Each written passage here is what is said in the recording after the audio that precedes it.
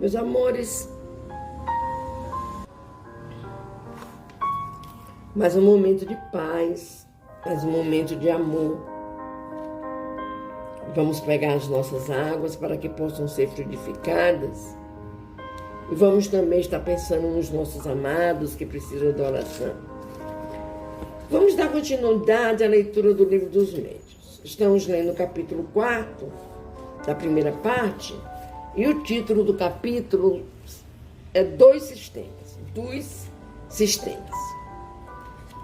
Já lemos vários sistemas, várias formas que aqueles que não acreditam na realidade da nossa filosofia, da nossa religião, da nossa ciência,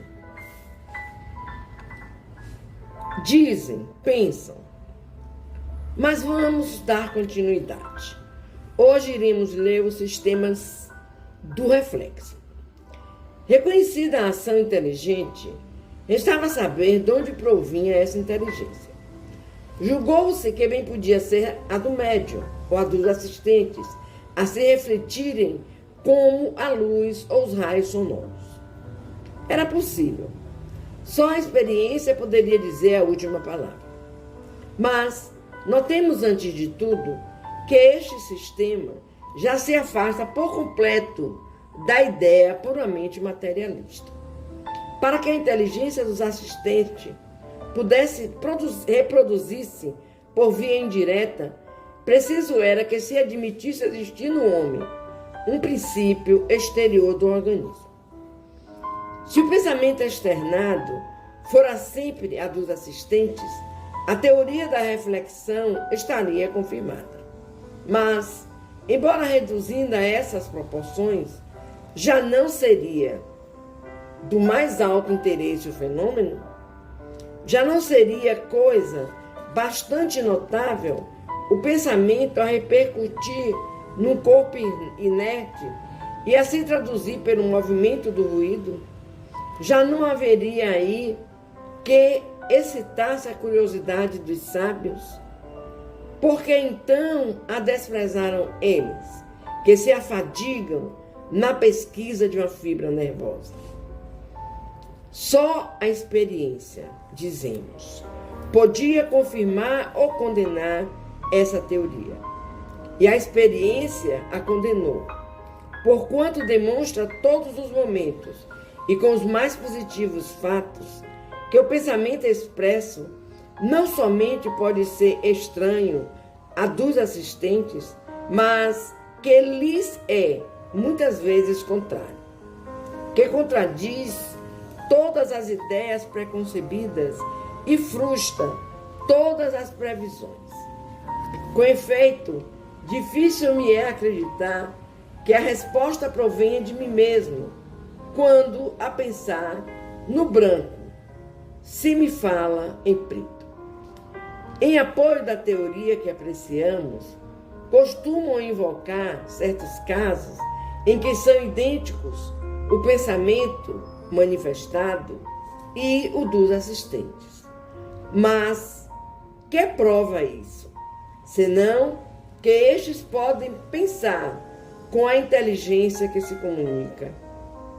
Não há por que pretender-se que as duas opiniões devam ser sempre opostas. Quando, no curso de uma conversação, o vosso interlocutor emite um pensamento análogo aos que vos está na mente, direis: por isso que de vós mesmos vem o seu pensamento? Basta alguns exemplos em contrário, bem comprovados, para que positivado fiquem não ser absoluta essa teoria. Como explicar pela reflexão do pensamento as escritas feitas por pessoas que não sabem escrever? As respostas do mais alto alcance filosófico obtidas por indivíduos iletrados. Em apoio da teoria que apreciamos, costumam invocar certos casos em que são idênticos o pensamento manifestado e o dos assistentes. Mas O que prova isso? Senão que estes podem pensar com a inteligência que se comunica. Não há por que pretender-se que as duas opiniões devam ser sempre opostas. Quando no curso de uma conversação, o vosso interlocutor emite um pensamento análogo ao que vos está na mente, direis, por isso que de vós mesmos vem o seu pensamento? Bastam alguns exemplos, em contrário, bem comprovados, para que o positivado fique não ser absoluta essa teoria. Como explicar pela reflexão do pensamento as escritas feitas por pessoas que não sabem escrever? As respostas do mais alto alcance filosófico obtidas por indivíduos iletrados. As respostas dadas a perguntas mentais ou em língua que o médium desconhece. E mil outros fatos que não permitem dúvida sobre a independência da inteligência que se manifesta. A opinião oposta não pode deixar de resultar de falta de observação. Provada como está moralmente pela natureza das respostas, a presença de uma inteligência diversa da do médium e da dos assistentes, provada também o está. Materialmente pelo fato de escrita direta, isso é, da escrita obtida espontaneamente, sem lápis, nem pena, sem contato e malgrado todas as precauções tomadas contra qualquer subterfúgio. O caráter inteligente do fenômeno não pode ser posto em dúvida. Logo, há nele mais alguma coisa do que uma ação fluídica. Depois, a espontaneidade do pensamento expresso contra toda expectativa e sem que alguma questão tenha sido formulada, não consente se veja nele um reflexo dos assistentes. Em alguns casos, o sistema do reflexo é bastante descortês. Quando numa reunião de pessoas honestas surge inopinadamente uma dessas comunicações de revoltante grosseria, fora desatencioso para com os assistentes, pretender-se que ela haja provindo de um deles, sendo provável que cada um se daria pressa em repudiá-la. Meus amores, mais um sistema que se dão às manifestações espíritas, as manifestações dos médiuns. Nós temos médiuns que não sabem ler e nem escrever, e, no entanto, são capazes de fazer uma psicografia. E aí, como explicar? São capazes de falar em línguas diferentes daquele que está acostumado. Como explicar? É por isso que eu falo para vocês que precisamos prestar atenção à leitura que estamos fazendo e também acompanhar, se vocês tiverem o livro, para que tenhamos mais convicção, para que saibamos falar é isso, e estarmos tendo a certeza de que estamos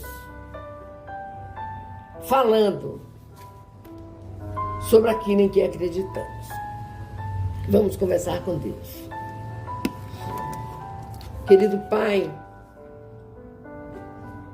à medida que vamos adentrando a leitura dos sistemas, nós vamos, Pai, vendo como os homens buscam, através de seus entendimentos que não são baseados nas experiências, não são baseados nos entendimentos através de uma pesquisa, dá a tudo aquilo que acontece em nossa doutrina de bom, de maravilhoso, nomes e nomes.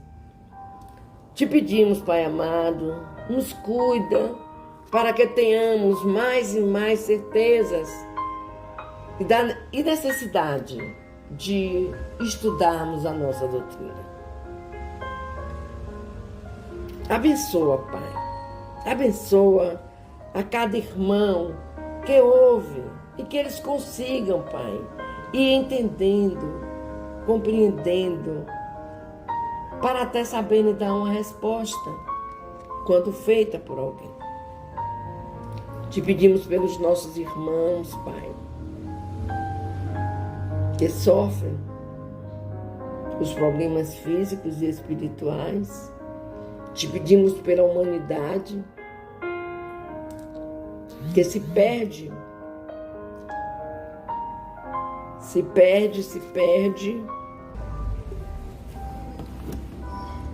A humanidade está perdida, Pai. Está que nem segue em tiroteio. Meu Deus. Tem de misericórdia. Tem de misericórdia. Nossos irmãozinhos que estão precisando de oração, de fé, que eles busquem através do conhecimento do Evangelho de Jesus, aquela síntese necessária para que eles se curem. Porque todos vocês sabem que o nosso corpo físico é só uma roupagem. E que dessa roupagem nós iremos nos desfazer na hora do desenlace. E ficaremos com o nosso espírito que é eterno. Então busquemos através do Evangelho de Jesus esse entendimento e trabalhemos conosco mesmos para nos sentirmos bem. Deus opera milagre, meus irmãos. Creiam nisso. Pedimos também à Mãe Maria que esteja cuidando dos lares, de todos os lares, Mãe.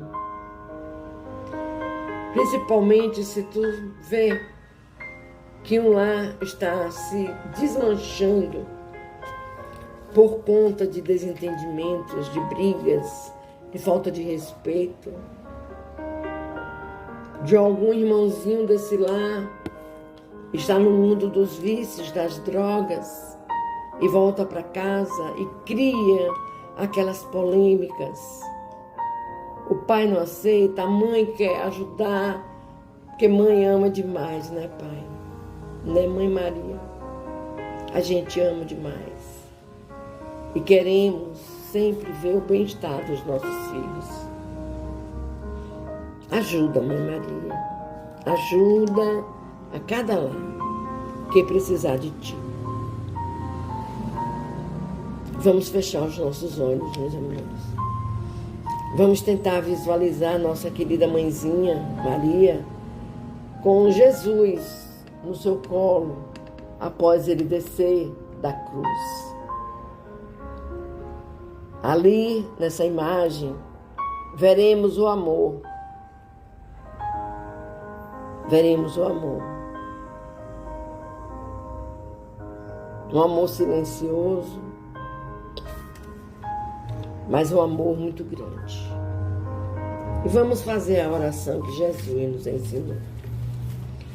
Pai nosso que estás nos céus, santificado seja o teu nome de amor. Venha a nós o teu reino. Seja feita a tua vontade, assim na terra como nos céus. O pão nosso de cada dia nos dai hoje e sempre. Perdoa, Pai querido, as nossas ofensas, assim como nós perdoamos a quem nos tenha ofendido.